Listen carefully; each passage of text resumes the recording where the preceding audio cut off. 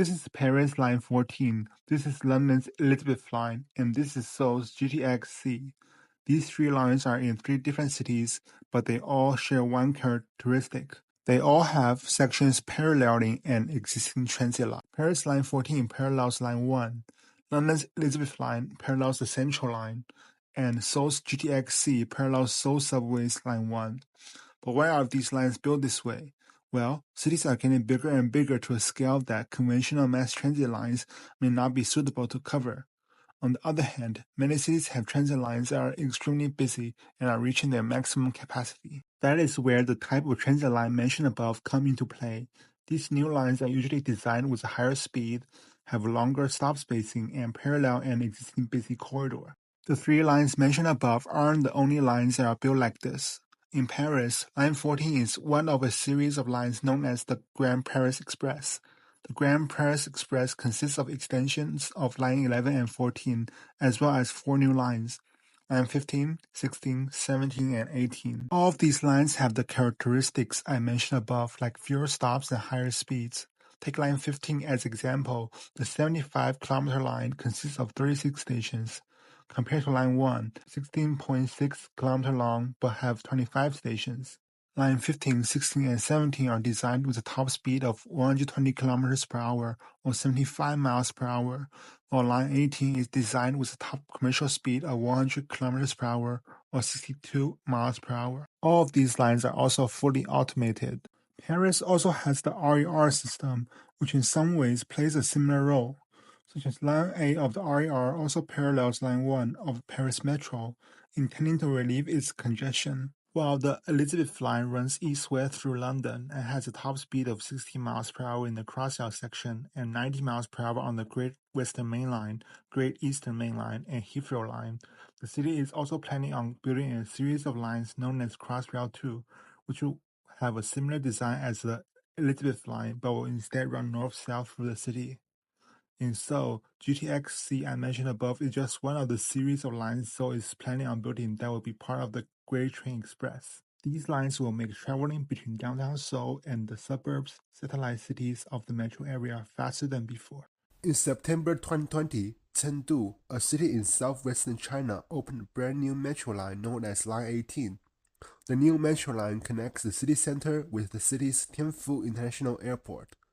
The 69.39 km long line only consists of 9 stations, with the average distance of 7.71 km between each station, compared to conventional metro lines that the city has built with stations spaced as close as 1 km apart. The line also uses trains that are 8 cars long and could operate at a speed of 100 km per hour, compared to speeds of around 80 km per hour on other metro lines the city built. Line 18 runs adjacent to Line 1, a line that has a daily ridership of over 1 million. Line 18 not only relieves the congestion of Line 1, but also speeds up the commute for those living in the outer suburbs. Besides that, Line 18 also have a mixed seating layout. While horizontal seats provide more comfort for long-distance trips, vertical seats could provide more standing space. In other Chinese cities, these types of express lines are also popping up. Beijing is planning on building Line 18, which will be paralleling Line 1, that seats 1.2 million daily riders pre-COVID. While Line 17 and 19 opened in recent years are north-south express lines that parallels Line 4, 5, and 8.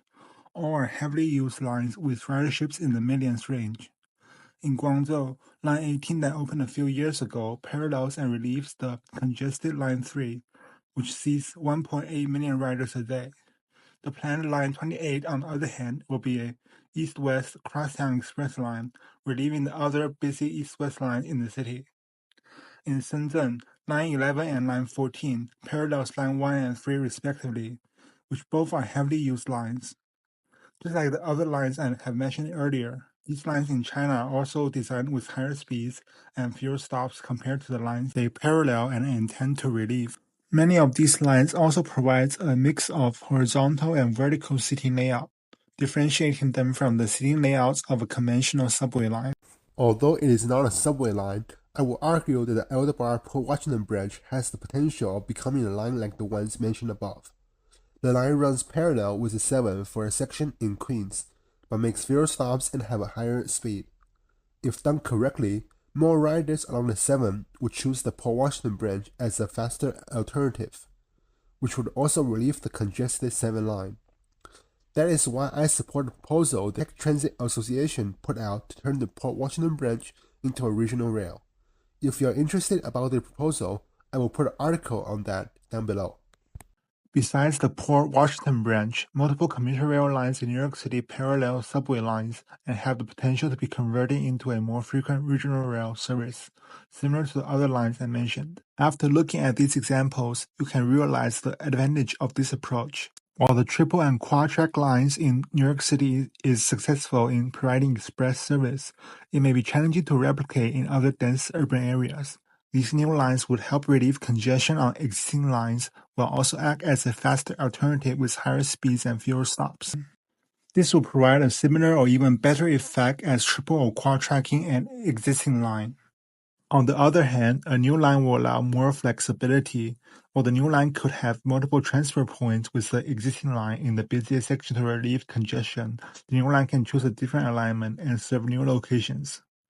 If the existing line has a lot of curves or detours, the new line can choose a more straight and direct alignment to take advantage of the higher speeds. Furthermore, the higher speed and fewer stops advantage could allow it to be a better fit for serving areas further away from the city center.